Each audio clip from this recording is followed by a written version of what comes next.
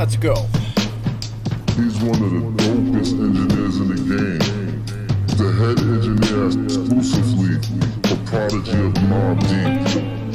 10 Prodigy of Mobb Deep albums.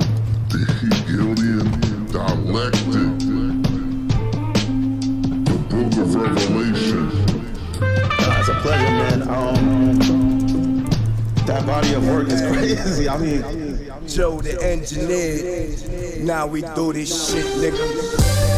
333. That's a sign from the heavens.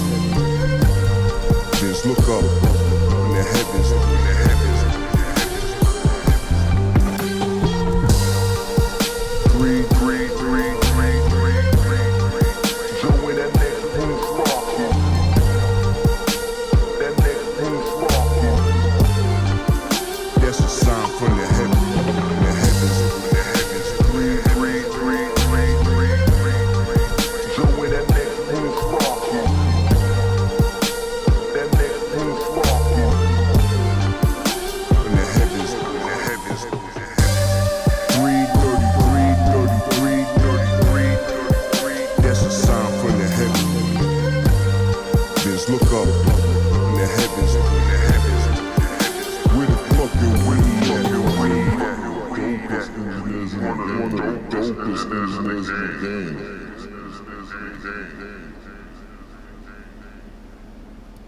What the fuck is up?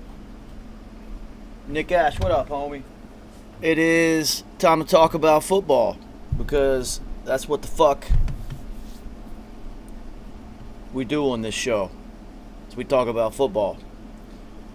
I'm sure that my esteemed co-hosts Kerry, Roger Harper, and Nice will be joining us later. So we shall see whenever the fuck they show up. Until then, I'm gonna roll the fuck up. Nick Ash, what up, homie? Hope all is well on your end. Hope the little one is doing well, getting ready for school and all that shit, you know. My son is back here, holding it down like he always does.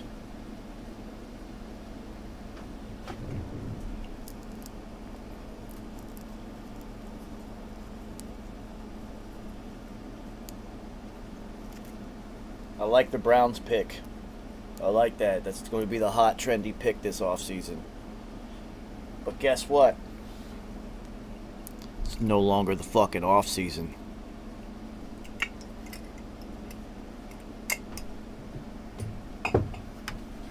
If you want me to mail it to you, I will, dude. It's no big deal. I'll mail it. Shit's just been sitting in the office for like a year now.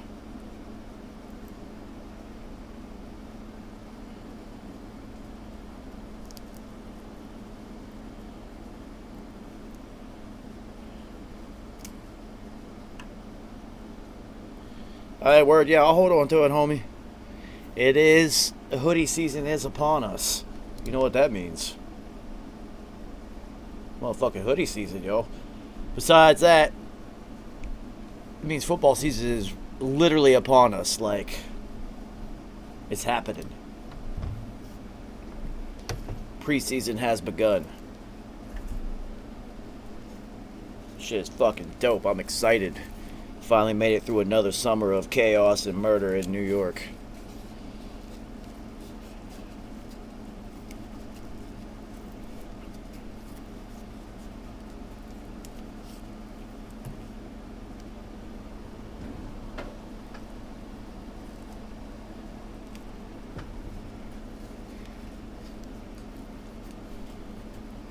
Well, word, while we sit here in Lebanon, Dawn, what up, yo? While we sit here and wait for my esteemed co-host, I'm going to play some beats. Because, why the fuck not?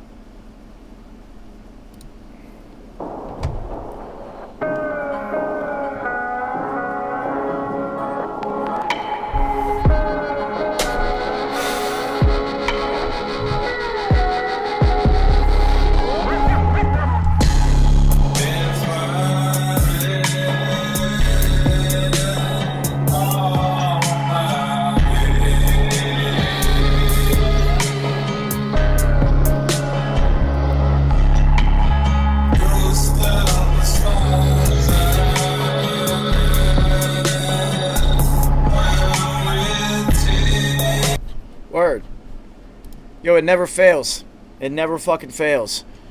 Yo, whenever I'm waiting, I keep forgetting there's no beard. Yo, whenever I'm waiting for a co-host to pop in, all I gotta do is start playing music and somebody pops in. It never fails. Roger Harper, what up, homie? What up, bro? How you doing? Yo, I keep forgetting the beard is not here. Yeah, for sure. I got rid of it. It's August, man. It's too hot for all that shit. Hell yeah. Yo, So I like that shit. Did you golf today? no, I didn't. I'm up to something, Roger Harper. Okay. You gonna keep it to yourself? We're gonna let out that. Oh no! I'll, whenever I see you, I'll let you hear it. No, okay. Manolo, what up? It's a you have to see me in person and be somebody that I'm acquainted with to even hear it right now. But That's what's up. I'll keep that to myself, dude. yeah, I've been up to something. Me and Billy Hey, what dog was that, man? That's my roommate's dog. Oh, okay. Yeah, me and Right Billy Lon's been up to something, man. Oh, okay. I heard you. I was tuned in last. I be tuned in on Mob Deep Mondays and shit. Billy Word. got some shit. He's cooking up some shit for you, huh? Oh yeah. So yo, football season has begun, Hobie. Hell yeah. I see your boy got axed. Man, they sold enough jerseys already. Oh, no. I'm sure he's going to get hired as the team chaplain, I'm sure. Well, I mean, so I don't think they had any other choice. Uh-huh. Like if you Yeah. watch the footage heard of him about playing, Yeah, I heard about it, man. oh man, he was just it's like he never played football before. He was just That's like yeah, somebody told me like they was going against little high schools or some shit. It was like ridiculous. they was just he couldn't block blocking- nobody. His blocking shit was whack. He couldn't block nobody on the end of the line. They just kept throwing him aside, and these are like third stringers, people that's not even going to make that squad. That's what I heard. Man. They had to It's do like, it, damn. man. They had to, because he's not like Aaron Hernandez. He's not athletic and young and fast enough to just be a catching tight end, or like, I guess Darren Waller is a good version now, or Wow. who else is like, you know, the new tight ends that are like 6'5", like 230. They look like receivers. 6'5", 230, run 4.4s and shit. Yeah, Jonnu Smith, people like that. So Yeah, exactly. he's not one of those. So he has to Yeah. be able to block it. He can't block for shit. Yeah, that's what I heard. The footage was terrible. Oh, it was awful. It was awful. I felt bad for him. Wow. Because I know now we know what the Jags have seen in camp the entire time. He just probably Wow. getting just thrown around out there like, ah, man, we tried. Yeah, what'd you think of the quarterback? Oh, Trevor Lawrence? Yeah, Trevor. I mean, so he doesn't have a really good team around him. Yeah, he's gonna struggle. It seems like it. He's going to struggle. Like, he's got all the tools. You made it to the NFL. Everybody's physically capable at that point. But he's on the worst team. He has the worst setup around him. So if you look at all the other rookie quarterbacks, and a bunch of them had good week ones, but it's also the preseason, and I don't fucking care about the preseason. I don't care. Yeah, you'll find like a wide receiver or a running back or, you know, a special teams or somebody that you didn't think was going to make the team that just balls out when it's game time because they're a gamer. Mm-hmm. You'll find one of those. But as far as like quarterback or whatnot, you're not going to have like an unknown quarterback just ball out in the preseason and then go on to dominate. Mm-hmm. It doesn't fucking matter because by the time these guys get in, they're facing nobodies. Exactly. Roger Harper, you know the defenses aren't blitzing. There's no complex schemes. There's no stunts. They're not. Yeah, they keep it all basic. Just to see what guys can do, just to keep it plain and simple. Yeah, they want And to. they're not giving away their offense or defenses during preseason. Yeah, and you don't need to because at this point you just want to see how they react to the NFL speed and players and things like that, and then you'll teach them. They'll learn the playbook. Exactly. So, especially on defense, you know you've been through it. It's zone, man. That's about it. Yep. That's about it. Yeah, they keep it pretty simple in the preseason. Like you said, they just want to see what you made of. Keep things basic. Go through the X and O's, and that's pretty much it. Nothing different until you get to the season. I mean, They start picking. you essentially have two things happen, especially only 3 games in the preseason now. You have talent evaluation based on once the game speed starts, can they adjust to the speed that it's actually going to happen? But this isn't actually game speed, people. It hasn't happened yet. And can they adjust to like the mental part of being on the field in the game and all of this? It's just like, if you can, you might make the team. So Tim Tebow's not going to get called back for the practice squad. He's 34 years old. His that was it. Football career is over. No one will ever give him another shot. Yeah, that was it. So Lawrence is going to struggle. That team sucks. Like, they don't have anyone. So I know Nice is going to pop here on here eventually. But Zach Wilson looked pretty good. Well, really, I haven't seen him yet. Yeah, Zach Wilson looked good, and the ball really popped out of his hand quickly. Like, it got from his hand to the receiver a little bit quicker than your average quarterback, and I noticed it immediately. The first throw, I was just like, oh, that's fast. That got there really fast. Like on a tightrope. Yeah, you just know. You can tell. It's like in golf when somebody really gets one. You know if you play golf, like, oh, that one's gone. Instantly. I knew it as soon as it only took me one throw. I was just like, oh, his arm is different. That's why everybody was talking about this kid. It's so quick. It's so quick and deliberate. It's like, Aaron Rodgers, Patrick Mahomes type of arm. So they've also his delivery. Yeah, they've also surrounded him with a lot of talent in New York. So Corey Davis had a good game. He used to play that was the wide receiver for the Titans that they picked up. Okay. He played well. A couple of the other rookies, Trey Lance played good. So okay. So did my man from Ohio State, Justin Fields. I was going to get to him last. Trey Lance played well, and you can see that's his team. Okay. That's his team. They're just kind of waiting for Jimmy G to like. You know how it is. It's a lame duck quarterback season. They know Jimmy G is definitely not there after this season. They got a new guy. He's got a big arm. He's got a big arm. So again, though, vanilla defenses, second and third stringers. Like, we'll see when the season really starts. And then Justin Fields looked awesome. Yeah, he did. There's no way in the world they can start Andy Dalton in game 1. They just give the kid the ball, let him play. He's so much better than Andy Dalton. It's not even close. Yeah, it was night and day. You could definitely tell the difference. It's so different. It's so, like, the team even is just like, yeah, bring him in. We got the guy. He can move. For fuck's sake, nobody likes Andy Dalton. We saw the Cowboys leave him laying for dead on the field. Exactly. For sure. Like, the whole team left him there. So, like, nobody likes this guy.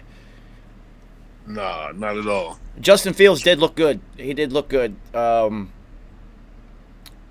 touchdowns, 1 rushing touchdown. And he threw the ball pretty good, too. Which is I did watch a little bit of one preseason game so I could watch the quarterback. Which game was it? He had really nice touch on the ball. He was leading receivers well for the NFL. I was like, oh, okay. We'll see. Oh, Mac Jones. Mac Jones. Okay. Mac Jones has ignited a quarterback controversy in New England already. Oh, okay. He looked excellent in the New England offense. Wow. Okay. Like, he looked like, yeah, Cam gives you the ability to run the ball and things like that, but Mac Jones plays like Tom Brady, so you don't have to change anything. You can go back to what worked for 20 years. Really smart. His feet were so calm in the pocket. Like, so calm. He looked natural. So calm. So, Peyton Manning he never stopped hopping. He did that hop thing, so he was always ready to fire. Yeah, exactly. Got to be ready. Stay on those toes and shit. That's how he looked, huh? And Mac Jones just kind of stands there. He's very calm. Okay. So he looked really good. So I can't imagine that Cam will last as the starter in New England. We're in a new era of football, Roger Harper. These quarterbacks are coming in and just getting the starting job from day one. Here you go. I want to ride with these guys. 20 years old. Let's go. Fuck it. Well, they breed them like that, getting all that good training, got some good quarterbacks, coming out of high school to college, and, those guys be pretty damn good, especially when they got a good IQ. That just makes it even better, That 4-year development that it used to take is not a thing anymore. They already have done that development time, so the only adjustment now is adjusting to the NFL. That's the only adjustment. That fast pace. So Zach Wilson's going to learn it real quick once the games actually start, that big arm, he's going to throw a lot of picks thinking he can get things into windows that aren't there. Uh-huh. And you're a professional defensive back. You're just going to bait him anyway. Exactly. Schemes and things like that. Yeah, I'm just going to let him think that this guy's got to step on me and then whoop, step right over top of it, take it. Welcome to the NFL, kid. Yep. Some things going on in the NFL. Jamal Adams is interesting. There was talks about him leaving the Seahawks and how this was a bad signing, and then they just made him the highest paid safety in the NFL today. Wow. So it's a 4-year deal, so he's not going anywhere for at least 2. Oh, okay. Jamal, I see that 4-year, $70 million extension. Damn. Highest paid safety in the league right now, and it's funny because the highest paid moniker is now attached to whoever gets the most guaranteed money. Yeah, that's the thing. Guaranteed where it's at. It's all about that. Of course it is. It's guaranteed. Like. Yep. So let me go on a side note here. So, do you know how the U.S. women's national team was complaining about equal pay versus the men's national team, the soccer teams, right? Uh-huh. And if you look at their performance, an argument could have been made because the women's team won like gold cups and shit, like World Cups and gold medals, and the men's team sucks. Uh-huh. So I watched a video from a lawyer who broke down and actually has the contracts from both teams. And in 2016, the soccer governing body offered the women's team the exact same compensation package as the men, exact same thing. And they turned it down because the men they had the old school football contract. They only get paid if they play. The women's team has guaranteed, all their deals are guaranteed 100%. So even this last year during Corona, when there was no sports, they still got paid an average of something like $360,000 each or something. Damn. Right? So they don't have to do anything, any marketing, nothing. All they got to do is show. They don't even actually have to show up and they get paid. So they actually turned down the same deal, which would have made them more money for playing in lieu of keeping the guaranteed money because they wanted both. And they were like, no, we're not going to give you both. You guys already get, even if you don't play, like it's guaranteed. Like there's nothing about it. Like this is yours. So I just found that out. So they actually turned down the opportunity to make the same, to get more money. Exactly. In order of going for the guaranteed money, which is now what's happening in the NFL. Mm-hmm. It's all about the guaranteed money, as it should be. It's the most violent sport on the planet. Your career could be over instantaneously. Every single play, somebody's career could be over. Yep. I never understood that because professional football is way more risk on your body and your head and injuries. Like you said, you could end up in a career easy in one play. It could be over with. I mean, I tore my rotator cuff, and that I should have ended it right there. I should have just said that was it. You're never physically going to be the same. But as a football player, you're a warrior, right? You want to come back Yep, and the gladiator. You got to come back. you can't have your Prove career yourself and end. shit. It can't end like that, right? Exactly. You got to go back out there and prove yourself. Yeah, you don't prove a goddamn thing to yourself. Nope. End up having a funny. Prove that you- You end up having a funny golf swing when you're 40. That's all that happens.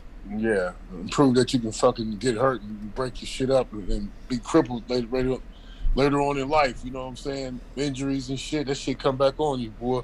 It sure does. So, the 49ers have waived the Rosen one. Josh Rosen is finally Josh Rosen. the Rosen one. What Yeah. an odd career arc he took. Yeah, he did. Yeah. Of course. Well, he can be happy that he came in the very beginning of the guaranteed money, so at least he made some money because he was terrible. Yeah. Number 10 pick Yeah, man. just 3 years ago. Terrible, though. Yep. See, that's somebody that once he got onto an NFL field and things started to move very fast, he couldn't process the information fast enough. Exactly. He was he was a higher pick than my man for the Bills. He was what, number 2 or 3? Shit. Yeah, the Rosenwood was who they called him the Rosenwood. He was supposed to be the guy. Yeah, exactly. But he Exactly. he came from the Cal quarterback lineage of Jeff Tedford is the quarterback's coach out there. And that's where Aaron Rodgers, and there's been like 4 or 5 NFL quarterbacks that have come from there. But only Aaron Rodgers is the only one who did anything. Yeah. But he's so good that it makes everybody think, well, maybe he's got another one over there. Uh-huh. Well, the same thing is, I wish Carrie were on here right now. Same thing's happening in New York because Danny Daniel Jones, came from the same guy who coached Eli and Peyton Manning, that quarterback coach. Exactly. That guy's the coach at Duke right now, I think. Yeah, I remember that. So everyone's looking at him like, well, he came from there. Like, he's got to be good, right? No, that doesn't mean he's anything. Let's see, what else is going on? What do you think about that trade with Josh Jackson for Isaac Yiadom? This is so much giant shit going on right now. Yeah. It's funny because now that the preseason has started, there will be some injuries. Some people get banged up and have to sit out a couple weeks. And you also see some holes on your roster. You'll see some things and be like, oh, we are not very good at safety right now. Mm-hmm. And you'll start to see moves made where they'll sacrifice a depth player and then a pick to go get a piece that they need for depth or whatnot. So, I mean, I like Josh Jackson. If I'm correct, I believe he played for the Patriots in the beginning of his career. So, I'm not for sure. I might be wrong. It might be the same guy. I don't fucking know. The NFL sure wants you not to know any of these players. So, did you see they enforced the taunting penalty this week already? Nah, I didn't see that at all. You got somebody? Yeah, this Lions running back who's never came from Charlotte University, was having a good showing for himself. Really fighting to make a roster because he's one of those fringe guys, and he was doing really well, and he just celebrated after a good run. He ran over like 4 people, and he celebrated, but there just happened to be a defender like 2 feet away from him, so they threw it for taunting because they want to flag every incident they can in the preseason to try to set the tone for the regular season. The tone for the regular season, yeah. That takes away from the game a little bit. The fans are not going to like this. I don't. I think it's stupid. I think it's so stupid. Like, how can Roger Goodell took all celebrating out of football for a while, and it was really stupid. And then all of a sudden, you're allowed to do whatever. Yeah, they do the group celebration or some shit like that. So now what are they saying? No more individual stuff? What? You can celebrate, you just can't have it directed at a defender. Oh, okay. You can't Okay. taunt. And so it's funny because with the group celebrations, the whole plan with the NFL was they allowed them to have group celebrations. They just didn't show them on TV. Yeah, they did. They didn't show them. They showed them at the beginning a little bit, but then they stopped doing it. They stopped doing it because honestly, it got kind of corny. Uh-huh. You know, people are really trying to do shit, and it's just like, oh, that sucks. That wasn't a good one. Uh-huh. Yeah, it was some bad ones too, if I remember. There's some really bad ones. So it's just like, what are you guys doing? Uh-huh. So, all right, what else we got? What you think about the quarterback, Ohio State boy with the Steelers, man? he's been doing all right. From Washington, my man, you know my memory be fucked up. The quarterback, our dude from Ohio State, who got beat up by his girlfriend. Oh shit! Dewey Johnson. Yeah, Dewey Johnson. He's been doing all right, man. He's had some good games in the last couple games. I mean, no one's ever questioned his arm talent. Uh-huh. We just question your ability to lead men once your girlfriend leaves you with a black eye and a missing tooth. Exactly. Yeah, he's having a good preseason. I think my man need to go ahead and chill this season. Well, Go ahead and coach him. we don't know how much longer can Ben actually keep playing football. Like, That's what I'm saying. it's starting to He look took like it. it's the Drew Brees effect, to where your arm is dead at the end of the season and you just look terrible. Uh-huh. Yeah, he had to go ahead and just help my man get better. So that's good for him though, because the Steelers didn't like their backups anyway. So if Dwayne Johnson can actually look like he's playing football. No, Dewey Haskins, not Dwayne Johnson. That's The Rock. It's Dewey Haskins. Yeah, exactly. Haskins. I thought you gave him a nickname and shit. Yeah, now he can solidify himself as the backup because they do not like Mason Rudolph anyway. Yeah, Mason Rudolph he looked like shit too. He's not an NFL caliber quarterback. So, and plus, I mean, you know, a defender took your own helmet off and tried to kill you with it. So, like, Exactly. you don't belong in this league. How the hell did that even happen? Uh-huh. So, speaking of trying to kill somebody, have you watched the documentary on Netflix about the Malice in the Palace? Nah, who was that about? About when Ron Artest went up into the stands and was beating people up and shit. Nah, I didn't see that one. It is- I didn't see It's pretty fucking good. Okay, it's on Netflix. Yeah, I mean, I don't have I just streamed it on a site, but it's on Netflix. It's pretty fucking good. Oh, okay, I'm going to check it out. I'm going to check that out. Yeah, because they interviewed the people who, like, the fans who who got knocked out. One guy got his jaw broke by Jermaine O'Neal. You know, they actually interviewed the people, so it's really interesting. But Wow. That was the craziest shit that ever happened during that time. I mean, come on, son, like, Going up in the stands and fighting and shit, that was crazy. first of all, you're a professional athlete. You kind of need to compose yourself. Yeah, you're supposed to. But You know, Artest was as a a off the rocker. as a fan, that's Ron Artest. Exactly. What did you think was going to happen when you did this? If you were successful, I bet you he probably didn't think he was going to hit him. Yeah, he probably did, but shit. Artest showed his ass off. He showed out, boy. Well, it's Jermaine and all those guys jumped in. That was crazy. crazy because Steven Jackson is about that life. He just jumped in and started swinging.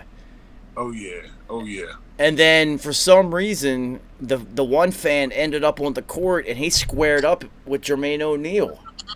That was the wrong thing. No, he squared up with Artest, and then Jermaine O'Neal came from the side and just. snuck him. So when you watch it, you'll see it. They said, "Thank God Jermaine O'Neal fell, because if he would have hit that dude for real, he'd have killed him, because he broke his jaw and he slit. He slipped completely and still caught him. Damn. Yeah, I'm going to check that out. I mean, Roger Harper, these guys are 6'10". These are 6'8", 6'9", 6'10" athletes. Yeah, with 8 foot, 10 foot wingspan and shit, you know. I mean, you know, they don't look as big as football players, but they still have the same amount of muscle mass because they're a fucking foot taller. Exactly. You know, so these aren't like These guys ain't weak. They weightlifting programs and shit and all kind of shit. Why would you come onto the court and try to square up with one of these dudes? And he just said, fuck it. Whack. Oh, I got cleaned. Yeah. This shit's really good, though. You got to check it out. So, in Denver, there's an interesting thing occurring right now. Both Teddy Bridgewater and Drew Lock are playing well. Wow. So, they don't know what to do because Teddy's just being Teddy. Teddy's always been a pretty solid quarterback. Mm-hmm. But it seems like Drew Lock, at this moment at least, is taking a step forward. So, you know what they always say, you have two quarterbacks, you have no quarterbacks. That's not good you can't decide on one.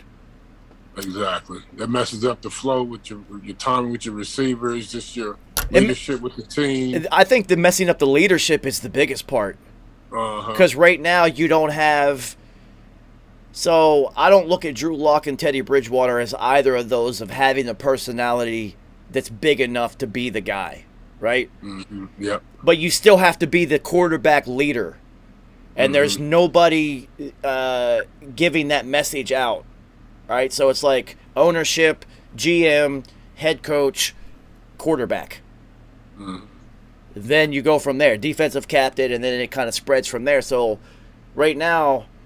the information kind of stops at the head coach, and there's that leadership from the quarterback isn't there. Because not all quarterbacks are alphas. Some of them are just really good quarterbacks. Mm. You know, they don't lead. They're not Tom Brady. Nah. Tom Brady is a leader. Like, his leadership it's completely off the charts. Exactly. You know, Aaron Rodgers isn't a leader that way. Aaron Rodgers, people follow him because he's just so fucking good at football. Yep. It's just like, yeah, you see him throw the ball, do whatever he tells me to do. Jesus. So, I don't see either of them being leaders. Teddy Bridgewater's never been like the man, the starting quarter. He's never made it through a full season. No, he hasn't. He's always been that. If he's a starter, he ends up hurt. And then if he's on another team as a backup, he'll come off the bench and, hold it down for you, but he's never been that guy like you said. That's funny because when he's not the starter, he'll come off the bench and hold it down good enough to get a starting job somewhere else. Yeah. Like he just did it down in Carolina. He was just down there, and then now he comes over here because Denver doesn't know what they have in Drew Lock, so it's like he's got another shot. Teddy Bridgewater gets more shots to be a starting quarterback than anybody. Mm-hmm. And he's been around quite a while. He has been. It's like his fifth team. Mm-hmm. And he's got to start. He's never really been the backup. He's always been like a chance to compete in camp. Uh-huh. You know, it's not like he's gone somewhere where it's just like, no, there's no way you're playing unless this guy gets hurt. Exactly. Teddy Bridgewater. This is Denver. He was just in Carolina. Yep. Carolina, New Orleans. The Saints, Minnesota. Started in Minnesota, yeah. So that's 4 teams. Mm-hmm. What, 6 years? 5, 6 years? Yep, now he's on the side. 1, 2, 3, 4, 5, 6. Actually, this is the 7th year coming up. Year 7, that's good. Yeah, it's good for him as far as career-wise, but you have to look, that's every other season he's on a new team, new system. Uh-huh. You know, so that's not going to, 7 years in, that's not going to last much longer. He should just settle into being the backup and be a good backup quarterback so that backup quarterback career can be 15 years. Mm-hmm. Yeah, surprisingly, he's only had 2 seasons where he threw 1 touchdown, and then the other season he threw 0 touchdowns. He wasn't playing then, but he's thrown 53 touchdowns in his career. Yeah, it's probably not a whole lot of picks either. 36 picks in his career. That's not a bad ratio. That's almost 2 to 1. That's like 1.5 to 1. But with Teddy Bridgewater, he's never had a huge arm. He's never taken risk or pushed it downfield, so he's not going to have a lot of turnovers, or he's not going to have a lot of touchdowns either.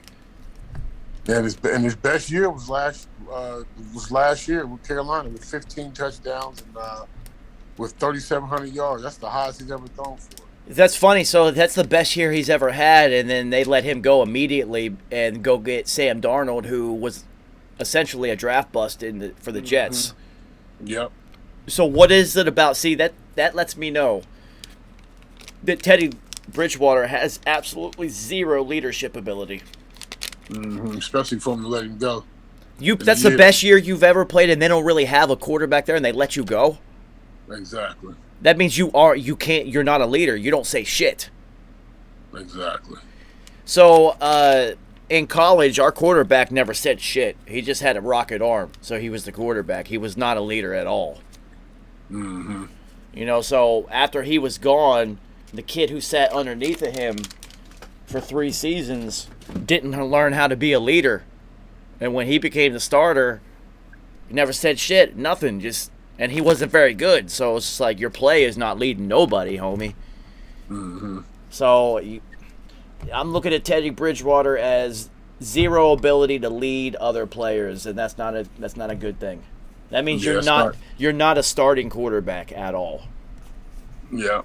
As a quarterback, that should be your role, a leader for the team. But yeah, he hasn't done that yet. All right, so you can be the leader of the team.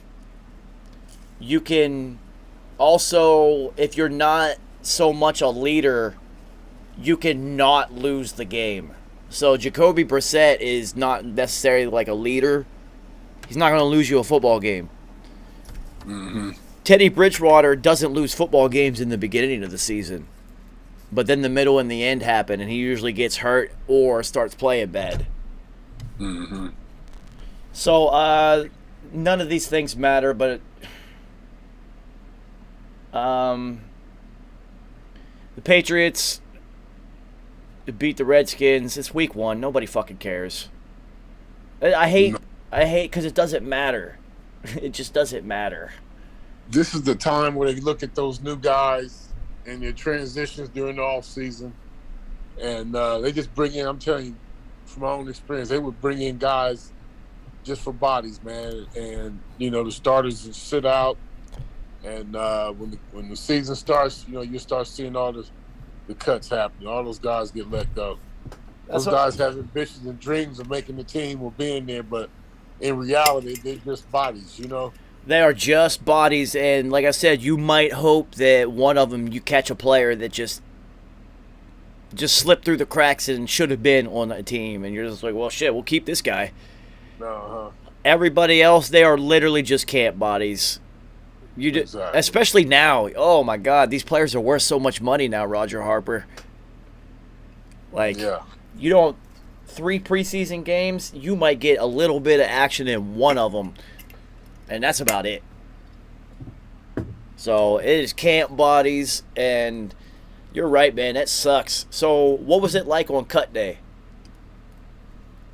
Shit. Cats would be on eggshells, man. Be a lot of whispering and shit going on.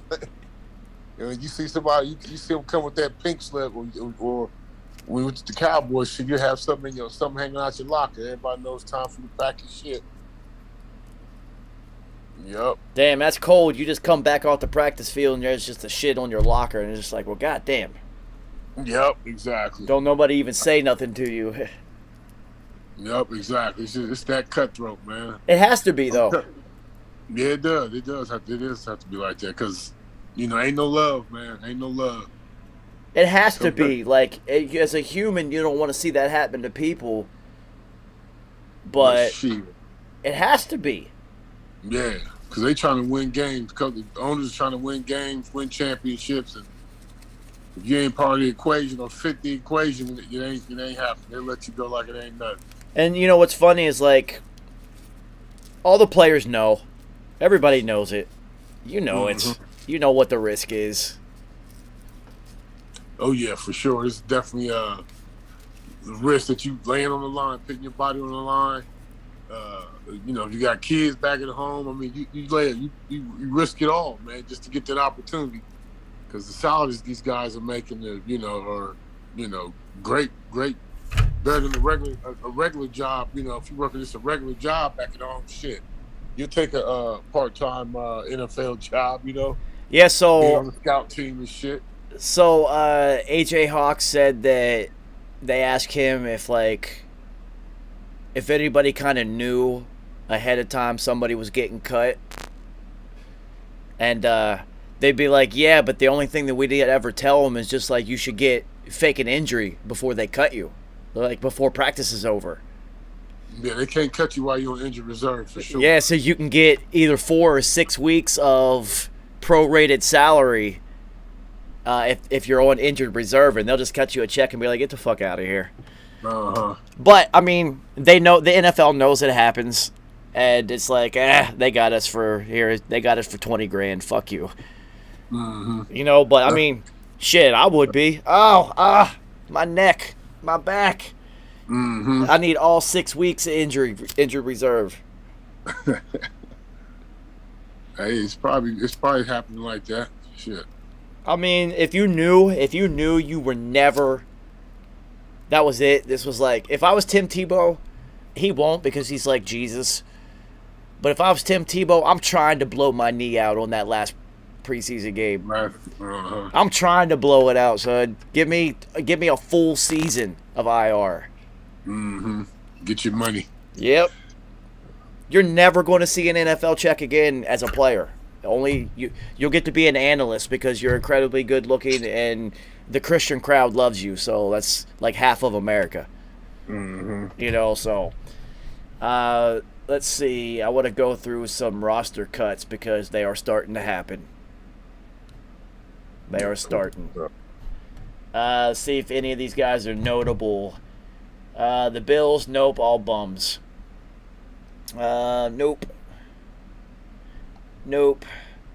See, I don't know none of these players. This is how you know that these are all camp bodies. Uh-huh. I've never even heard of any of these guys. Yeah, they gotta be. I'm looking at this thing now. 53-man roster is August 31st. That's 2 weeks away, a week and a half away. A week and some change away until 30 guys 53. guys per roster lose their job. So there's 32 teams, 30 guys a roster about to lose jobs. Exactly. There's 1,000 NFL players that are hoping to be like roster guys. They're losing their job in the next week and a half. Now they have expanded the practice squad players available, so you'll be able to hold a couple more practice squad players. But the practice squad is typically for younger players that you want to develop. Exactly. Draft picks and shit. Draft picks. You're not. Unless you might be loaded at a position, like say you've got like 4 safeties, like quality safeties, and you just happen to draft one that has a ton of potential. You just sit them on the practice squad. We'll just sit you there. Here, you sit down and learn. We'll get rid of one of these guys probably next year, and you can have their spot. Development. So you're never typically going to see like a veteran on the practice squad. Nah. So like the Jags aren't going to keep Tebow on the practice squad just to keep him in the locker room. They would give him like an advisory position instead. Like you said, be the team chaplain. For sure, and especially somebody like that who's got vetted years in. The average goes up on the minimum anyway. So if he's a 5th or 6th year or 10-year player, they have to pay him the minimum for a 10-year salary. So they won't keep those guys around at all. I mean, they should hire him as the chaplain. It's genius because this is the only team chaplain who has NFL experience. This guy won a playoff game at quarterback. Yeah. Like. Yeah, that'd be a good move for the team. He also left the league, went and tried to play baseball after not playing baseball for fucking 15 years or something. Almost made it to the majors. Decided to come back and play football again and was on the roster in a preseason game as a fucking tight end at a position he's never played before. Yeah, let that guy talk to the team. Yo, Roger Harper, everyone remembers this. They made a statue out of the speech he gave after Florida lost that one game that one year. Uh-huh. They fucking immortalized it. They made a fucking statue out of it. Like, that guy can't play football at all, but boy, he can lead people. I would not be surprised if they hire him in on somewhere in the position like you said. I would not be surprised. I would. You keep him in Jacksonville and in Florida, and then, you know, the dream scenario happens where you have a freak game where 3 tight ends get hurt, and in the middle of the at halftime, Tim Tebow comes into the locker room and Superman's his executive shirt open, and he's got his Jags jersey underneath ready to go. Mm-hmm. And he comes in and scores 2 second half touchdowns because you just put him on the field and let him play football. It just works. Mm-hmm. Jesus blocks for that guy, people. It happens. Yeah. I mean, they have to keep him on the roster. He'll make way more money if he goes and does as an analyst somewhere.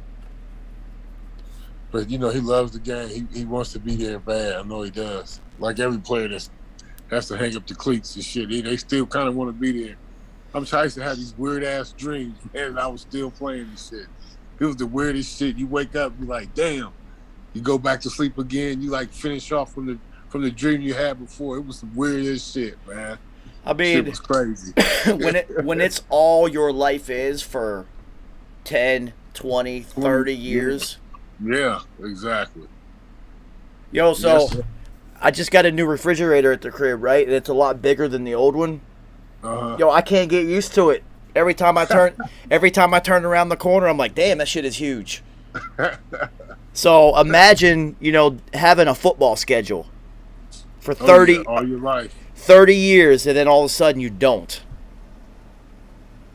Yeah. Because figure out what you're gonna do next, man. That's what you gotta do. a football player above any other athlete is scheduled. Yep, the life is scheduled, man. Everything is scheduled. Every drill has it's all time. It's all scheduled by time. You're in this drill for 10 minutes, and over here, it's not reps. It is time. There's a whistle that blows. You're in and out. Even legally, the practices lengthwise are mandated by time. You can only practice for so much time, you know. So, and then the meetings. Playing like during the season, you during the season, your life is pretty much scripted out from the time you get up to the evening time. You know, unless you wilding out and kicking it at nighttime. But you know, if you're doing good, you pretty much stick with the same schedule. Yo, even when you eat, your meals are all scheduled. Mm-hmm. Exactly. And it's like everything becomes, when you shower becomes scheduled, when you shit becomes scheduled, like everything just falls into line, and it's so regimented. And when you stop doing that, man, it's hard. It's hard. Yo, I remember just not playing when I was finally done playing college football. Like, I still want to wake up for practice, though. Oh yeah, you still think about it and shit, you know? Oh shit, I can't be late. Fuck. Oh, wait a minute, I don't have to go anymore. Fuck this shit. Hell yeah. I mean, luckily for me, I quit for a reason. I stopped playing football so that I could start making music. Yeah, you did a good job doing that shit. So I had something to fill my time and focus. Mm-hmm. I was just like, no, I want to do this now. Fuck all that shit. But I still would wait. I would still wake up early, and I still want to work out all the time. You'd never leave that. You know.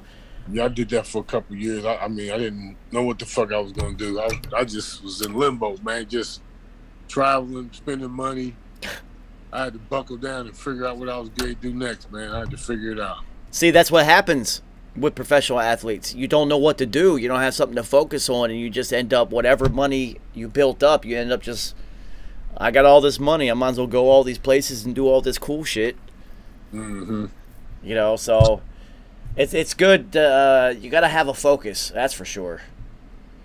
The NFL has done good just recently. I say within the past 10 years. They have programs for guys, exiting and leaving the NFL, and I don't know if they've changed the years for retirement, so you can get retirement. It might be 3 now, but they offer programs for guys, with less than 3 years now, like, help them out with, any type of program, going back to school, jobs, entrepreneurships. They got all kind of programs now where they help guys leaving the NFL. I mean, it's crazy that they had to do that they were forced into that. The NFL They had no choice. There was too many tragedies going on. Yeah, Too many, they didn't want to do that untold shit, things. Roger Harper. They didn't want to. Nah, they didn't. You know that. They had to. There was so many just stories. So this guy made $84 million in his career, and he sleeps in his Tahoe now. Like, Yeah, I just seen it was last week. Dez Bryant was posting some shit about the running back they used to have, the number 24 for the Cowboys. He was a beast too. Damn, I forgot his fucking name. The running back number 24. Marion Barber? Marion Barber. Yep. Yeah, especially with him. I guess he's doing really bad, man. And Dez Bryant posts a lot of his videos, like his running plays, and, all the stuff he's done. He was so Marion, I mean, they called him the Barbarian. Marion the Barbarian. Yeah, he was that dude. Though. That man ran violently. Yes, he did. He was the most violent runner in football for a few years straight. Like, yeah, violent. He was rare. He was rare, but I can guarantee you that he has CTE and brain issues with the style of football that he played. Because he wasn't necessarily like Adrian Peterson size. He was a big running back. But he ran over people all the goddamn time because his legs were so big and he had leverage. And Damn. Roger Harper, he played in that era where the running backs were battering rams. He, before they hit somebody, they back up the head backs up so they can bring it down, and that's just forehead into top of helmet for a career. That sucks though. That sucks because I loved watching him play football, even though I hated the Cowboys. Yeah, he was awesome to watch. Yeah, Minnesota University, man. He was a beast. Minnesota University had him, and they had another running back at the same time that were both ended up in the NFL and had pretty solid careers. And it's just like, how the fuck did they both end up there? How did both of these guys end up at a school that doesn't even play football? It's fucking weird. Yeah. So the Raiders cut Bo Scarborough. I know that doesn't mean anything, but that's an ex-Alabama running back that is absolutely gigantic and had like 1,800 years his senior year in Alabama. Wow. I've always wondered what roster he was on because I was just like, he looked like the next Alabama running back that was going to go do some shit in the league, and it's just like it kind of skipped him for some reason. That's interesting. I wonder if anybody's going to pick What team was he with? He was with the Raiders. Okay. That's interesting because, I mean, I've just never seen him play NFL football since he got drafted. He might not be able to adjust to the NFL game. Another noticeable name I seen was Ricky Pro's son. They cut him from Minnesota. They cut him. I thought he was pretty good. He had some flashes where he was going to be okay. So the Giants cut Alfred Morris. So that's a veteran running back that is floating around. He's going to end up on a roster just because of how many years he was in the league. Let's see. Yeah, he was good at one point. Damn, I can't believe he's still playing. Damn. Yeah, so the Washington football team has cut Lamar Miller. See, that guy just couldn't stay healthy and cannot stay on an NFL roster. See, yeah, Lamar Miller, running back. Okay. Let's see. Yeah,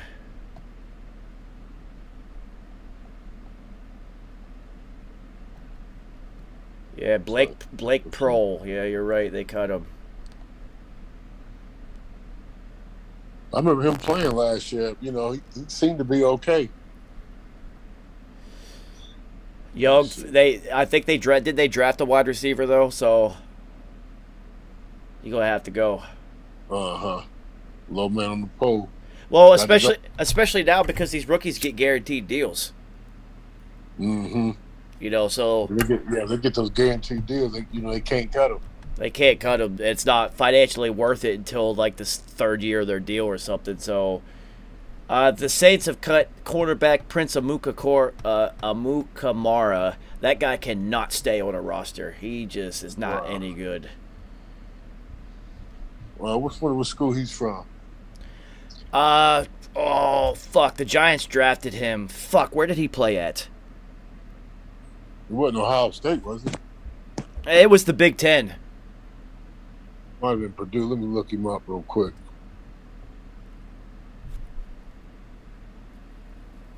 Nebraska. Okay. Yep. I remember him. Yeah, Nebraska. Yeah, I remember him. So that looks like a corner who was successful in college because Nebraska traditionally has great linebackers and defensive linemen that just fill up the middle. Mm-hmm. Because he has not panned out in the NFL. Or, once he got some money, hey, I made it. Yep. The Cardinals cut Ito Smith, the running back. So Ito Smith, at the end of last year, was getting a lot of yardage because of injuries.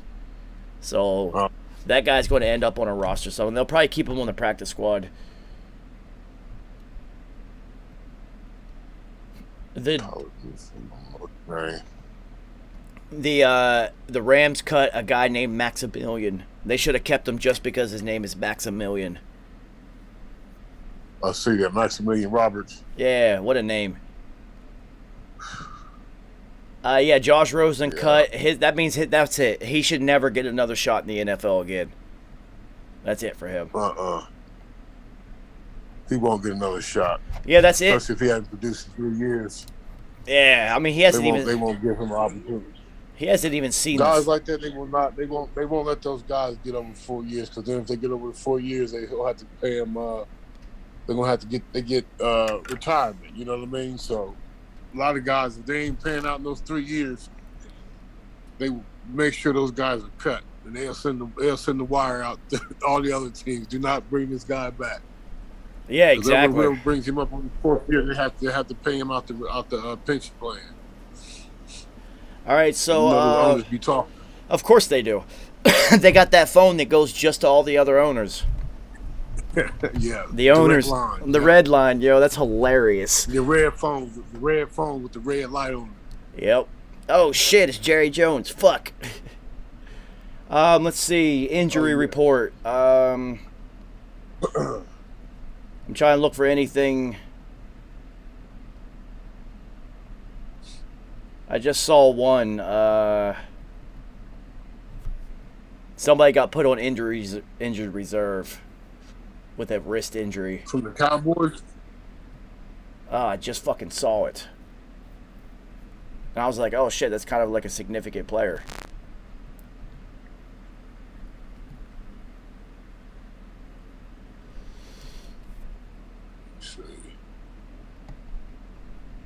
Well, the Chiefs lost a running back to injured reserve, so their running back room is even thinner.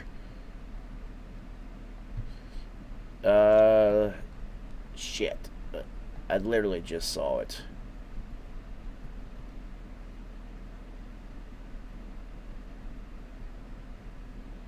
J.J. Watt, AJ Green. A lot of people hurt, but this preseason shit, I guess. Yeah, I mean, you got veterans who are just going to be like, yeah, listed as an ankle. I'm not playing. Fuck you. The Jets lost a lineman. The Panthers, it doesn't even say what position that guy played. Probably safety. They got like 80 safeties there. The Colts lost a defensive end. The Titans lost 2 players.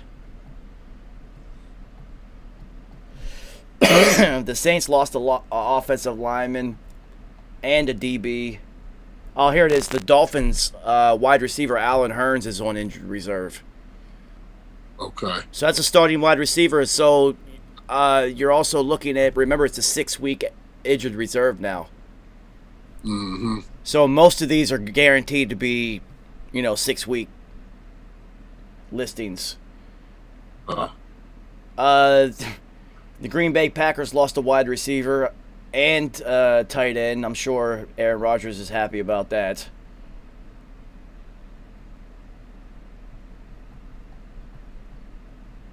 Yeah, Jamal Adams, 70 years, 4 years, $70 million.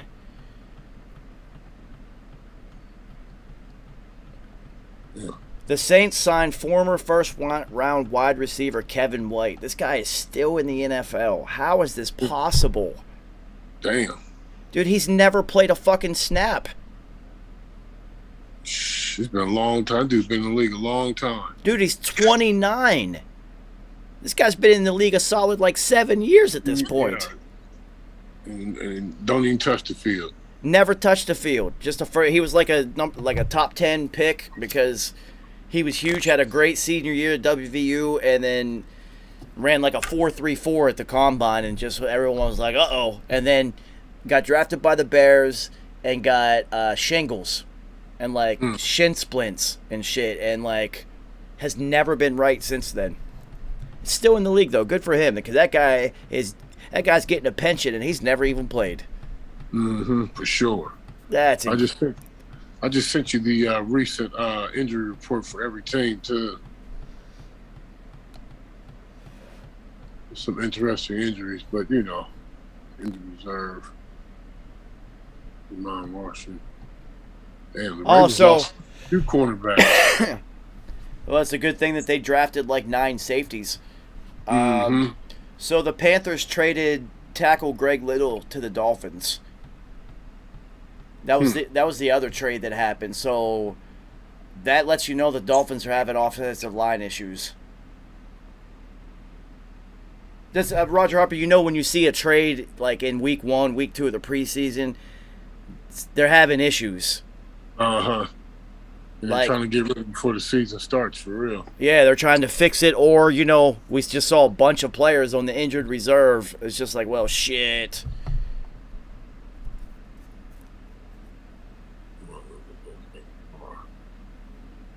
Tim Tebow, though, man, that's this is it. That's big news right there. Because you know why? This is the last time that we're ever going to talk about Tim Tebow in the NFL. Mm-hmm. That's it. Yep. Literally, everyone saw that tape. There's not a team on the planet that would put him at tight end after watching him block. Yeah, man. Somebody told me about that. I got to check that out too. I just heard it was just bad. It, like you said, it was like a high school kid they was playing against or something. He was just that bad. It was blocking, trying to block. I mean, it was it looked like there was an injury last second, and they just told the punter to go out to tight end and just block the guy in front of you. Just go out there. We don't have any timeouts left. Just block that guy. And it really looked like a punter. It looked like somebody who's never played football before. Wow. Even when the guys just gave him a quick swing move and just went around him, he could the way he was off balance. He doesn't belong. He doesn't belong. He's 34 years old, dude. Get out of there. What are you doing? Exactly. I understand that you sell a lot of jerseys, but ain't gonna win no football games for him, so fuck it. Well, I mean, the coaching staff knows if we don't win games, yeah, that jersey don't mean shit. We're out of here. So yeah, we ain't got jobs. Exactly.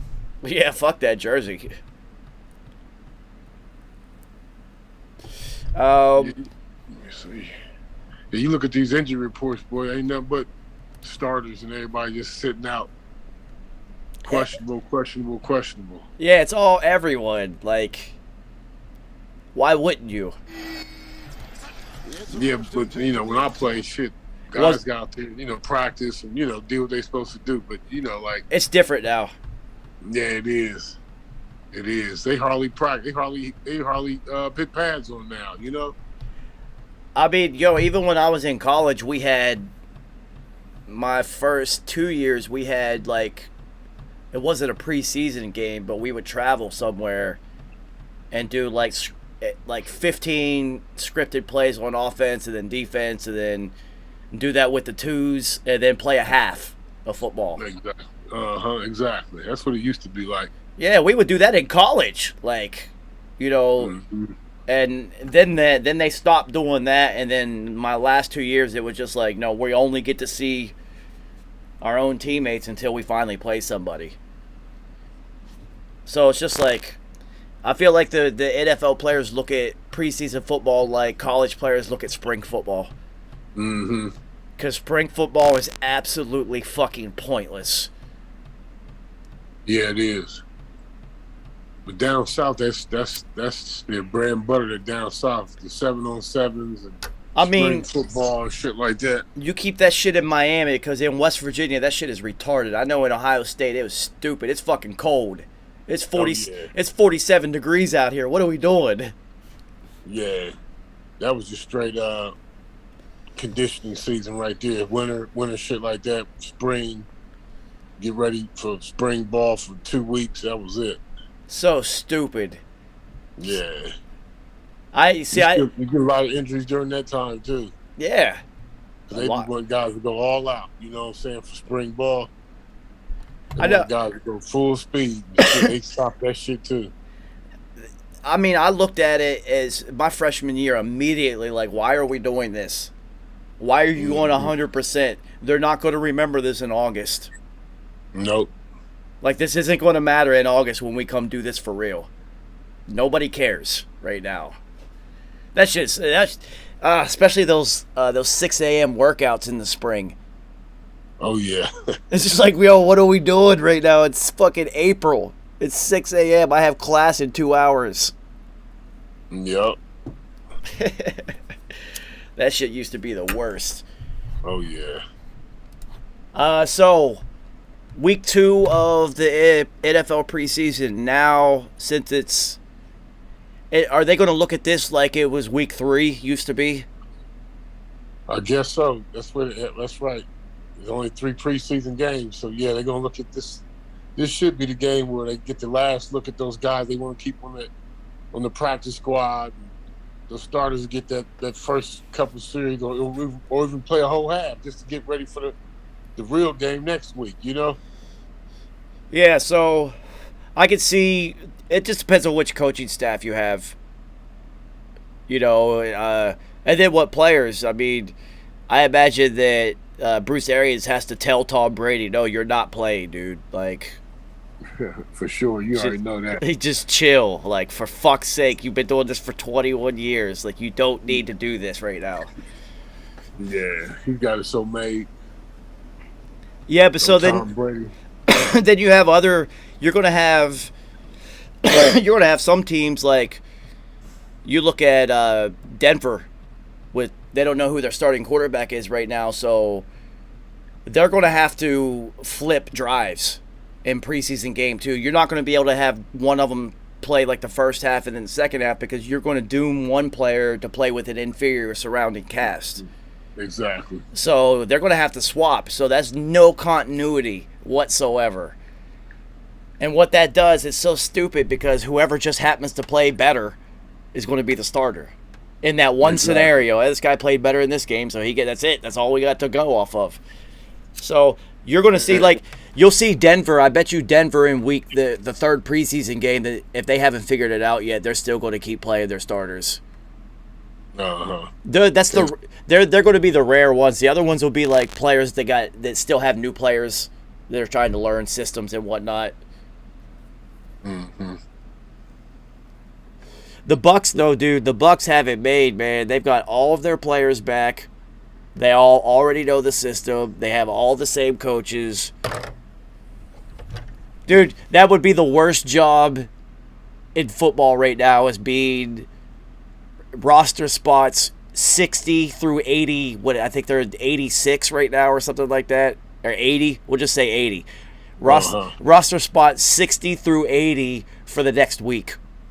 Yeah. You're not making that team. That whole team came back. You're not making that team. You're not Exactly. making it's impossible. It would suck, Roger Harper, because you would rather be in another camp somewhere where you actually might have a You shot get to make get it. opportunity. Exactly. Get that opportunity to make the team. And you're going to be stuck in Tampa with no shot whatsoever. Exactly. Hilarious. Unless you're a draft pick. So there is something happening in Cleveland right now. So Jarvis Landry, Odell, Uh-huh. Rashard Higgins, who Baker loves as his third down receiver. Mm-hmm. They have 2 tight ends, 2 stud running backs. Yo, their rookie wide receiver, Peoples-Jones, has been balling in camp. Okay. So now they're like, oh shit, we have too many weapons. Yeah. So it's going to be interesting to see. I mean, he's a rookie, so you don't really have to feed him the ball. He has no ego right now. But all those other guys need to be involved. Exactly. They got a lot of receivers on the injured reserve too. Jamarcus Bradley, of course, Odell Beckham, Anthony Hollins, Alexander Hollins, Anthony Schwartz. These are all wide receivers for the Browns. So those guys might be practice squad guys or get cut before the season. They're going to get cut because if their rookie is playing that well, they're loaded. They're already loaded. So now it's an embarrassment of riches. But being a former diva wide receiver myself, there are players that you have to get them involved in order to get them involved in the game. Like, you have to get them in the game in order for them to fully affect the game the way they can. And usually, it's funny, usually those players are special. Oh, yeah.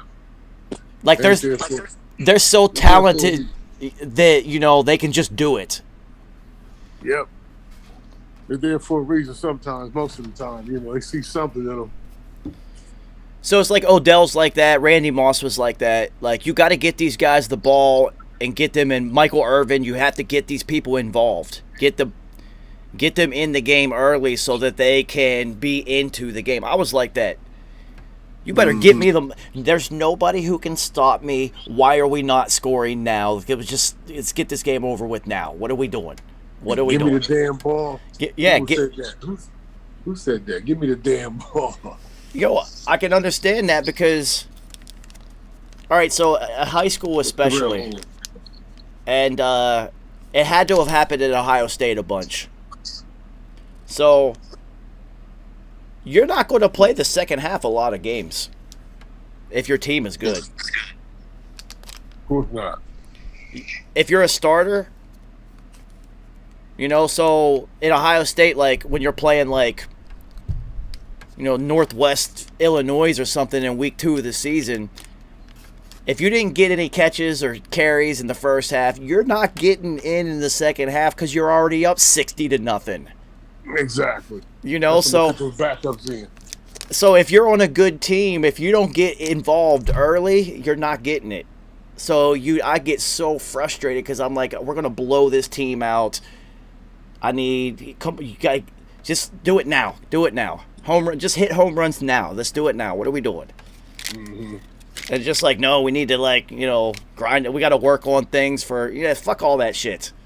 So how do you keep Odell involved? So me and Carrie talked about this a couple weeks ago. Odell is coming off of another injury, right? So how many times can football be taken away from him before he takes it serious? Like, he's so talented. He still has not put everything. Everyone says he's a hard worker and all that. Yeah, but mentally is your focus on your craft and being better while your window of opportunity is open. You know. Well, I mean, shit. How many years he been in the league? His window's getting smaller. I know that. But he's preserved himself with the injuries, you know. But injuries take away from him too. Also, his ability to get in and out of cuts as long as like his ankles don't get blown out or Achilles or something like that, he'll be able to move inside and play on the inside as a receiver and extend his career. So, but you have a loaded roster, including 2 stud running backs, and your entire offense is based off of the run. Can you keep all of these wide receivers happy and involved? Well, we're gonna see. You know, Odell, he cries if he don't get the ball. You know, he gonna talk. But you know, his best friend's the other receiver on the other side, so we'll see. So you have to look at it's really on Jarvis's shoulder because Baker Mayfield's not a big enough of a leader Exactly. to keep that personality in check. So it's got to be his best friend. So you see the Tom Brady effect. It doesn't matter which player on the planet in the history of football you are. If Tom Brady walks into the locker room, you're like, yeah, I'm going to do whatever he tells me to. He's got fucking 7 rings. What do we? Yeah, exactly. We're trying to win. This guy's done it more than anybody. Let's do what he does.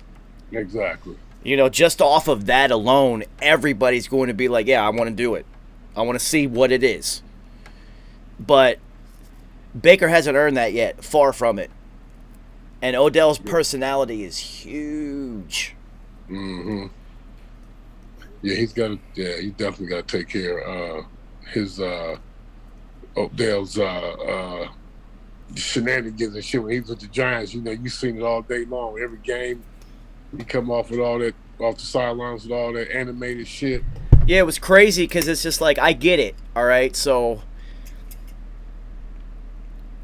part of the animation comes just from the energy. You know, you work all week, you study so much, you do all this off-season stuff, your whole, like, all this work. If people who don't play, they don't understand. Sometimes you make a good play, you can't contain yourself. You're going to celebrate, right?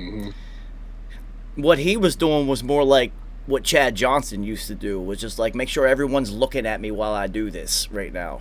You know, and just like, I get the celebration part.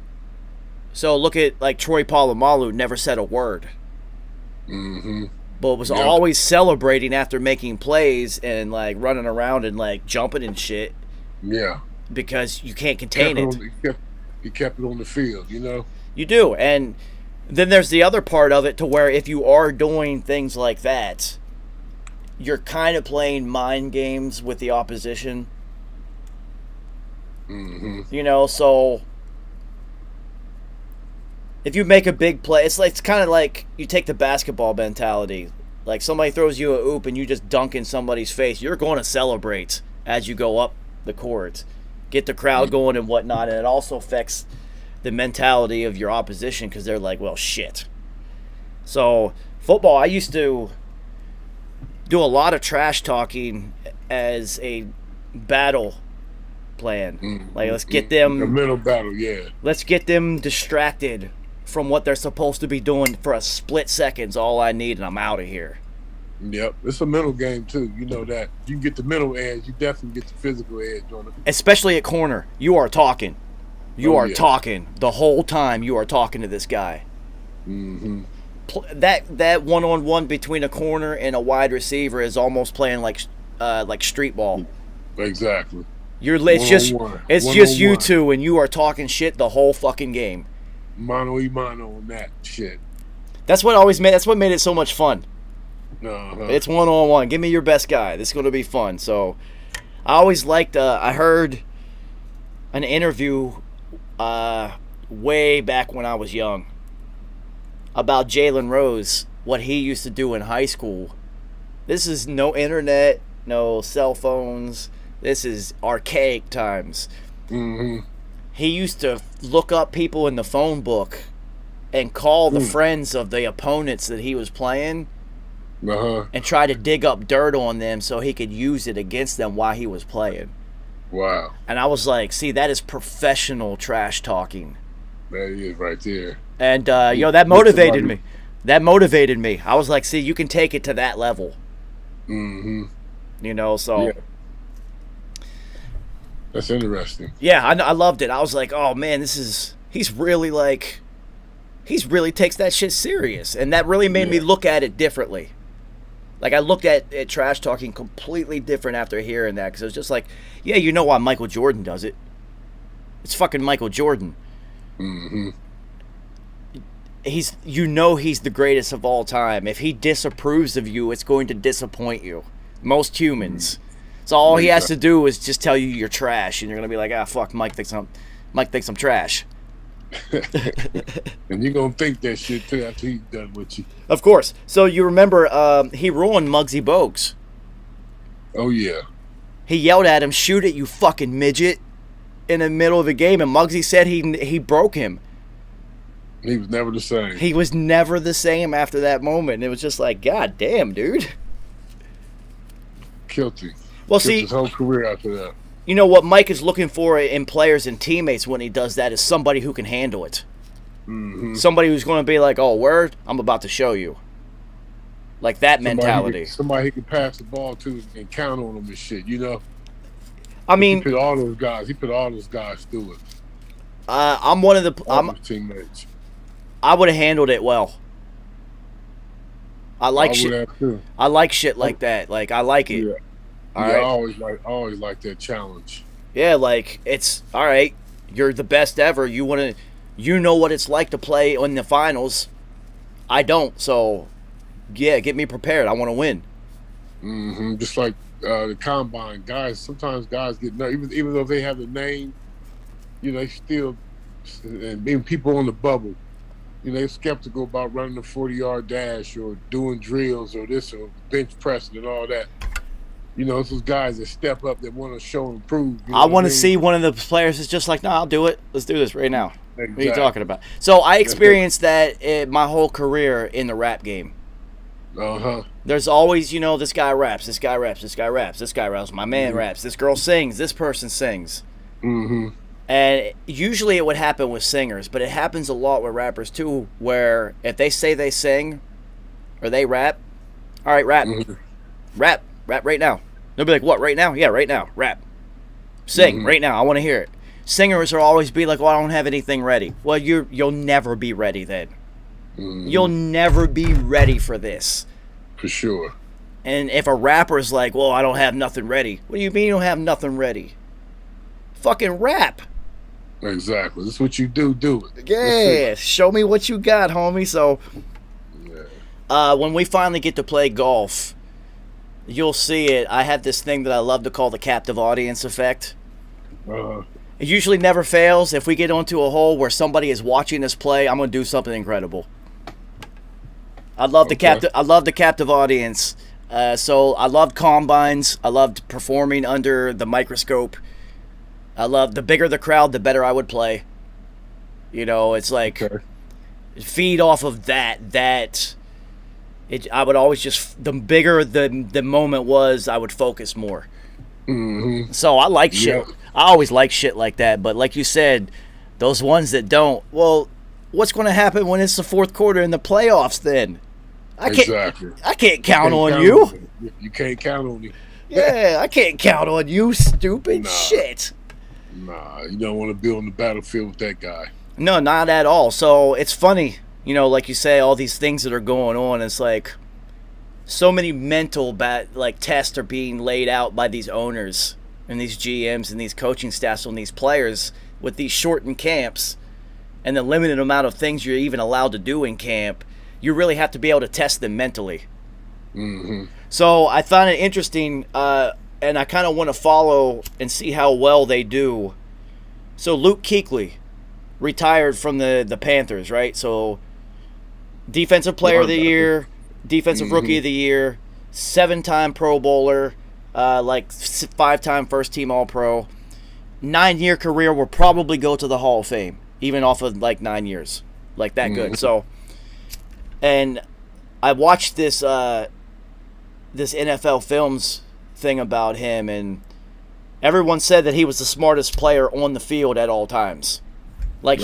He literally was calling out every single play.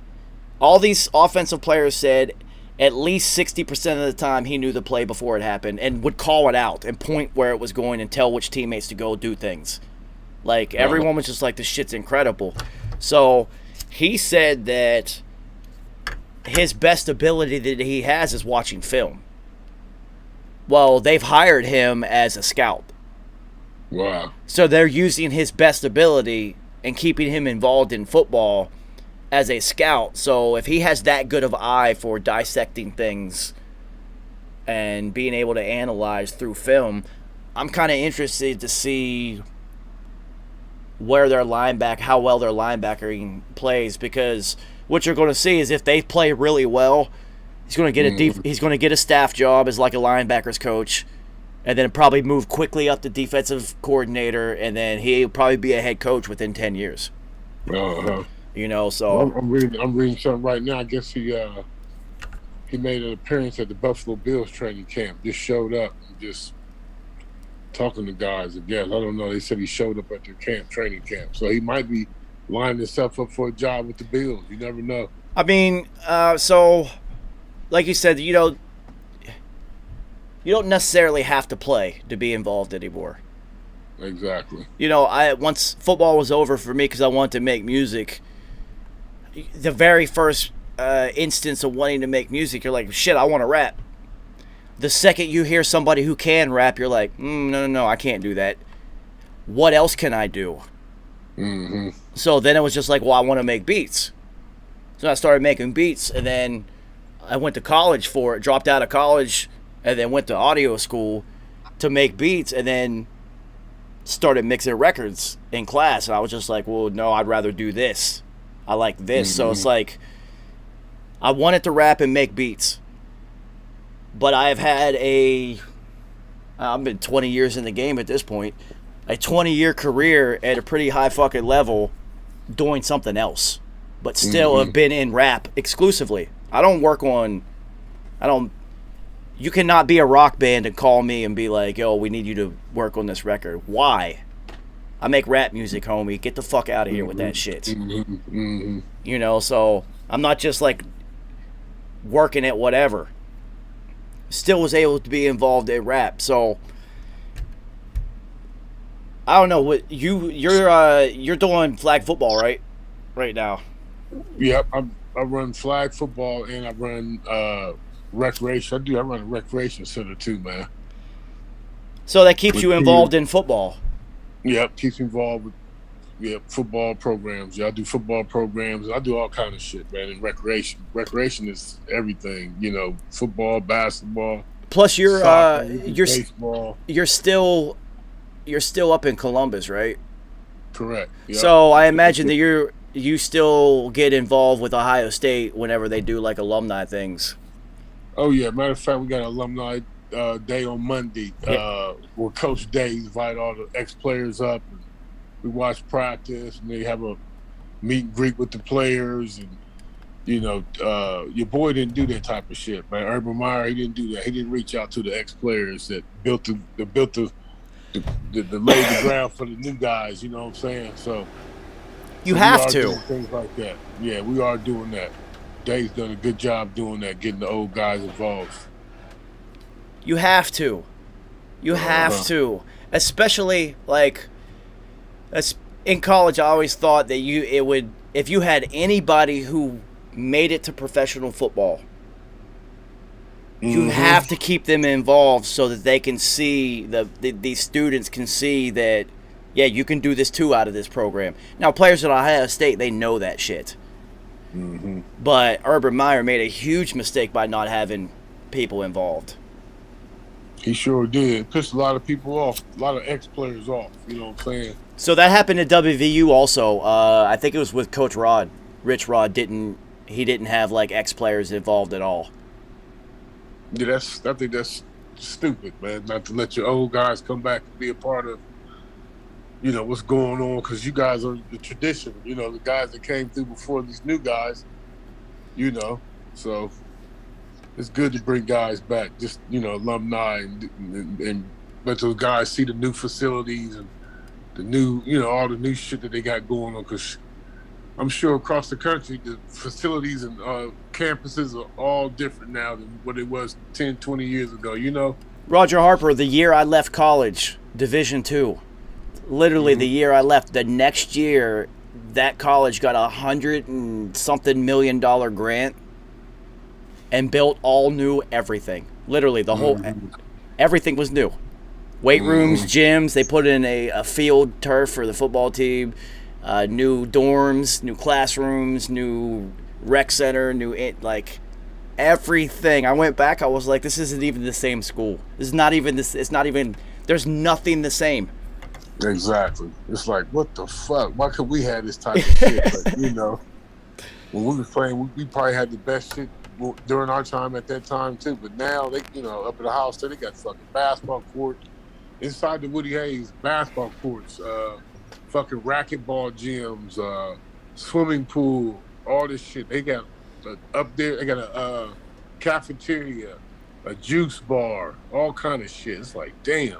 See, Division II Fairmont State has all that same shit. And I'm just looking at it like, how? This isn't like Penn State. What are we doing here? When I went here, it was like, we got a brown paper bag full of some food for away games when we got on the bus and shit. Like, wow. Shit's crazy. You know, the shit was wild, man. I was impressed that they had somebody that did our practice laundry for us. Exactly. I thought that was like, yeah, I thought that was the biggest fucking deal coming from high school to that. I was like, wait a minute, I don't have to wash this shit? Are you kidding me? They do this every day? Hell yeah. Wash your clothes. Got two helmets and shit, you know. That shit was like, all right. Yo, so for some reason I never understood this. My team in college was maroon and white. Like really deep maroon. Okay. Like the color of this shit is why I always have maroon shits from college, right? Okay. But our practice jerseys were red. So it was really funny because not all the practice pants were the same. You know how that goes. Yeah. So, you know, what they do is it's not like you would separate your jerseys from all your other shit. All your shit goes into the laundry bag. One bag. They throw the bags into the machine and wash it as one big thing, right? Exactly. So, yo, if you knew that you was trash on the team because the very first day on day 2 of practice, your pants would be pink. Oh yeah. Would they wash them with the jerseys, with the red jerseys? Everything all at once. Everything all at once. So, like, if you didn't have, like, the new pants that were, like, colored, like actual, like, real new shit. Yeah. Yo, you're literally practicing in pink fucking pants, dude. That shit used to be fucking hilarious. There's nothing you could do about it either. I bet that shit was funny as hell. Oh, man. It was just like, oh, you're trash. Look at your pants. You're never getting on the field. Stop like a motherfucker. Yeah, you're never. You know that roasting session that happened at the beginning of every practice? Don't even come over here with pink pants. Don't even attempt that shit. Hell no. Hilarious, yo. But I thought that was such a huge fucking deal. I was like, I can't believe they do this. This is amazing. So to me, it's a big deal. But then, like, you know, you see an NFL facility, you're like, or even so. One of the wide receivers on our team, he was like really good friends with somebody who went to WVU. WVU's 15 minutes away, so this guy always had new shoes, gloves, wristbands, like everything. And he's just like, yo, no, I just get it from my homie because they have giant boxes in the fucking facility if you need gloves, shoes, wristbands, headbands, bandanas, anything. There's always new ones. He's like, they literally have a new pair of gloves for every day of practice. Damn. And that was just WVU. So, like, yeah, they got a bunch of money after winning 4 bowl games in a row, and including 2 BCS games in a row, that's $40 million for your football program. That's a lot of fucking money. But still, dude, new everything every day if you want it. Like, you know, Ohio State's got to be like that now. How much money you think Ohio State has generated? Oh yeah, for sure. Shit, that's one of the top schools in the country. Shit, you know they're making money, and they make the most money on the campus, on the universe. Ohio State, their football team makes more money. The money they make takes care of all the other sports? You know what I'm saying? Besides basketball, you know? Well, the money they make in a program like that takes care of the entire school. Yeah, exactly. Like eventually, you know, like Ohio State, Alabama, after winning so many national titles, you can only build so many rec centers. Exactly. You know, your football team is literally getting $20 million a year for like 8 straight years. Exactly. There's only so much you could do with it, so you start building other shit on campus. New libraries, new stuff like that. So the football programs pay for everything. Yep, they do. And it's funny because these athletes always complain about they always put all the money into football at these colleges, especially the smaller colleges, dude. And football wasn't even our main sport in college. The basketball teams were both really good, and they still are really good. Like, I believe the men just won a national title, I think, 2 years ago. So they're like really, really good. So they got all the fucking money. No, you know, you got a hell of a basketball coach. Yeah, of course. So, dude, their locker room was fucking amazing compared to ours. I bet. That shit was amazing. I was just like, damn, man, I can only imagine. So imagine what it was like for like the tennis squad at that small college. Probably like shit. They probably practiced in a parking lot. Exactly. You know, so like the programs, like the off sports at like Ohio State and Penn State and, you know, these huge mega schools, they should be appreciative. All the shit that they got comes from those guys. Exactly. So now with the with this name, likeness, and image thing that's going on. So Kirk Herbstreit was talking about it the other day, and he said it's not like every single high school player is getting deals. Like, people think it's like, oh my God, everybody's going to just get bought. Nah. There are schools that are doing, like, you know, a weight room will give a deal. Like, everybody on the team gets to work out there for free at this weight room. There was one college that did that, and that was part of their sponsorship. So, like, they got to pitch that to the players, like, yo, if you come here, you get to work out here for free. Blah, blah, blah, you know, all this stuff. So they're doing things like that. There are some players that are making a bunch of money already. But the second that those players don't pan out, people are going to stop giving them money before they do something on the football field. So what you're going to see is, like, say a freshman quarterback comes in and does really well, that guy's going to make a bunch of fucking money before he even plays in the NFL. Exactly. So, it's not going to be as crazy as people think, but what's also happening is we're seeing a shift. So Oklahoma and Texas leave and go to the SEC. That means the Big 12 is probably not going to exist anymore. So the second-tier teams there, like WVU, who shouldn't have been there anyway, and then Texas Tech and Iowa State, which I think Iowa State's ranked 6th or 7th in the preseason poll. So there's some second-tier teams that will probably end up joining the SEC also. So Ohio... Those teams don't last in the SEC, though, I don't think. I mean, but they're going to have to go because you're going to look at, like, Penn State and Ohio State joining the ACC. So what's happened is the Pac-12, the Big Ten, and the ACC have talked to each other about making a super conference to try to answer what the SEC just did by adding the 2 best teams in the country, not named Ohio State, that aren't in the SEC. They just took the 2 best teams from the middle of the country, and now they added them to a conference that is loaded with usually six of the top 10 to 12 teams in the country every season. Exactly. So now you just took these guys and added them. So you're looking at like 8 of the best teams in the country are now down there. So if you're in the Big Ten, there's only Ohio State and Penn State carrying it. Michigan's not any good anymore. Michigan State sucks. You know, like Indiana and all those other teams, they're not any good at football. Nah. Not at all. Not like really good, like you have a shot. Like Northwestern, come on, get out of here. I don't care. 8 games, that doesn't mean anything to me. You're not making the playoffs. You're not going to contend for a title. I don't care. So, then the Pac-12 is the same thing. You got like USC and Washington kind of at the top, super top heavy, and then like kind of everyone else kind of sucks. Mm-hmm.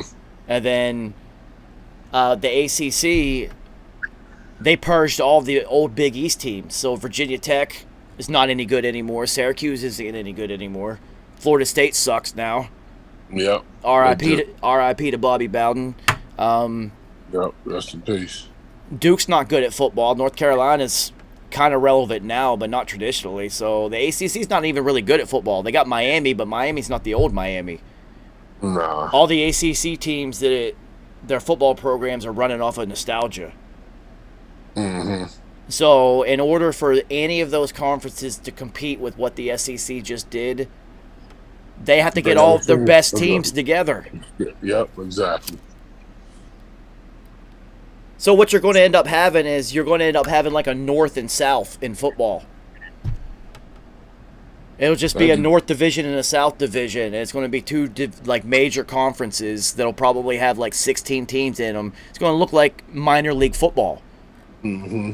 Because when you do that, teams like BYU or Wyoming or fucking Cal, these teams cannot and will not compete at that level ever again. Mm-mm. You're not going to be able to get any players at your college. They're all going to want to go to these schools. You know, they're really going to split it into two levels of college football. And once you get into that conference, you can end up making... You can make like a couple $1 million.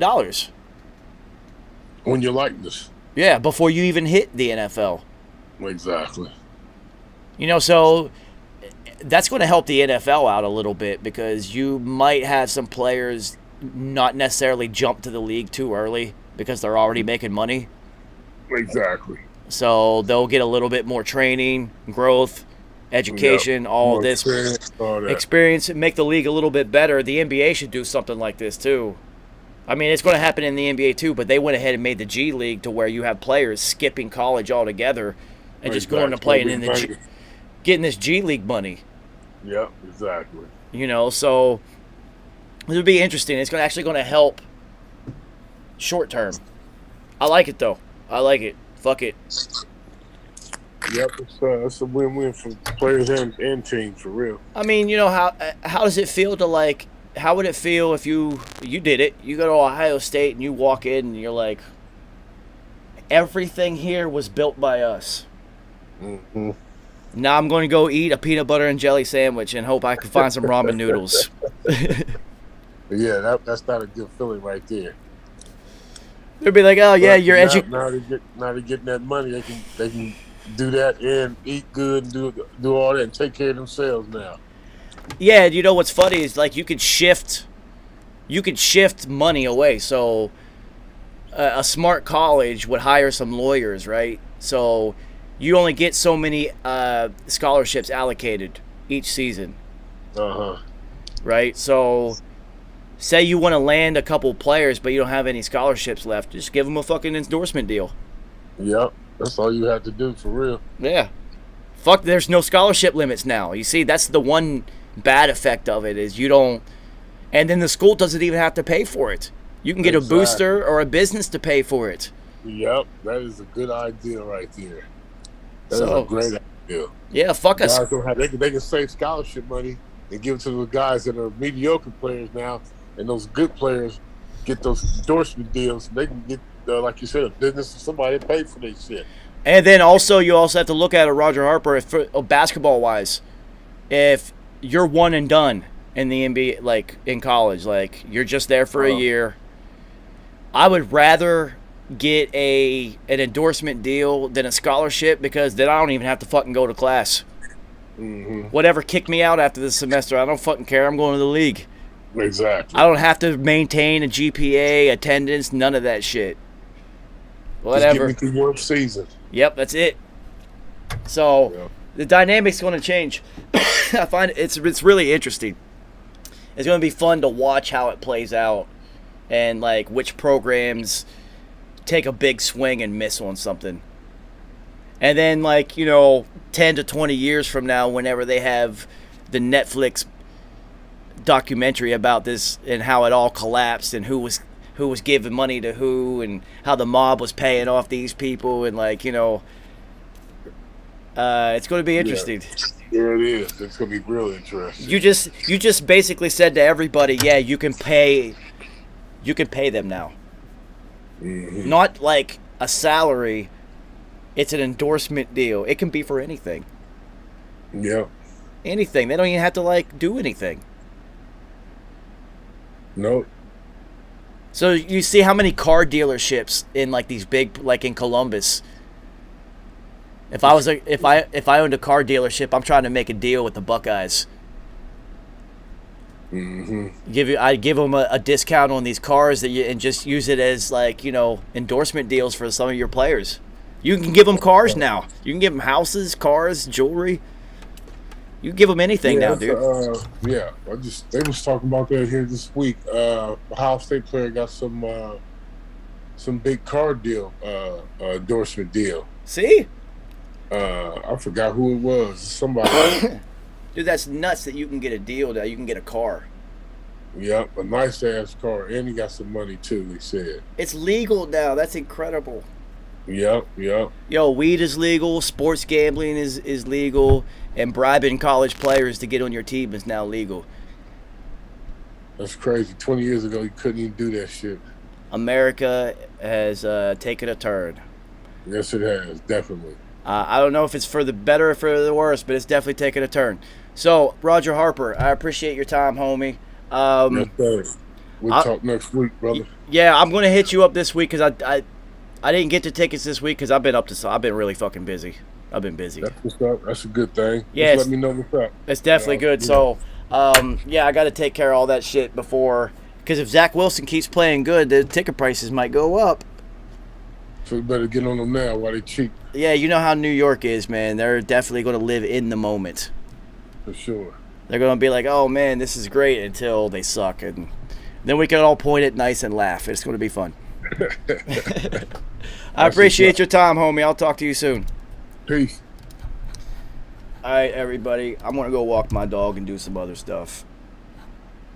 So, I appreciate anybody who stopped by to listen to me and my motherfucking homie Roger Harper talk about football. The preseason has begun. Football's here. Let's fucking go.